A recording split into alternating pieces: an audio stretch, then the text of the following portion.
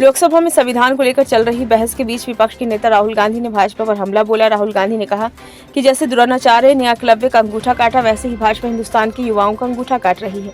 राहुल गांधी के इस बयान का भाजपा सांसद अनुराग ठाकुर ने पलटवार किया। अनुराग ठाकुर ने कहा कि ये अंगूठा काटने की बात करते हैं, लेकिन इनके समय में सिखों के गले काटे गए। ये संविधान जेब में लेकर घूमते हैं, लेकिन कभी इसका पालन नहीं किया। कांग्रेस से शासनकाल में संविधान का गला घोटा गया।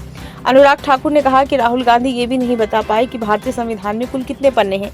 ये जो किताब दिखाते हैं, इनको ये भी नहीं पता कि इस किताब में पन्ने कितने हैं। कभी राहुल जी इस किताब को खोलकर पढ़ तो लो। संविधान में लिखा है कि संविधान बनने के बाद से ही विधायिका और न्यायपालिका के बीच तनातनी रही। संविधान ने ही देश को बचाया। अनुराग ठाकुर ने कहा कि राहुल गांधी एक बार संविधान को पढ़कर देखें तो दिखेगा कि उनके परिवार ने कैसे इसकी धज्जियां उड़ाई हैं। इन्होंने संविधान को तार-तार किया। देश से माफी मांगी है। संविधान में कांग्रेस ने बार-बार संशोधन किया। राहुल गांधी ने कहा कि जब आप अदानी को धारावी का बिजनेस देते हैं तो आप धारावी के छोटे व्यापारियों का अंगूठा काटते हैं। जब आप बंदरगाह एयरपोर्ट अदानी को देते हैं तो जो लोग ईमानदारी से व्यापार करते हैं, आप उनका अंगूठा काटते हैं।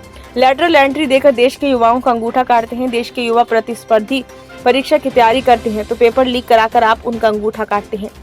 देश के हजारों युवा सेना में जाने के लिए मेहनत करते तो आपने अग्निवीर लाकर उनका अंगूठा काटा। किसान आपसे एमएसपी मांगते हैं, मगर आप अदानी अंबानी को फायदा पहुंचाते हो तो आप किसानों का अंगूठा काटने का काम करते हैं।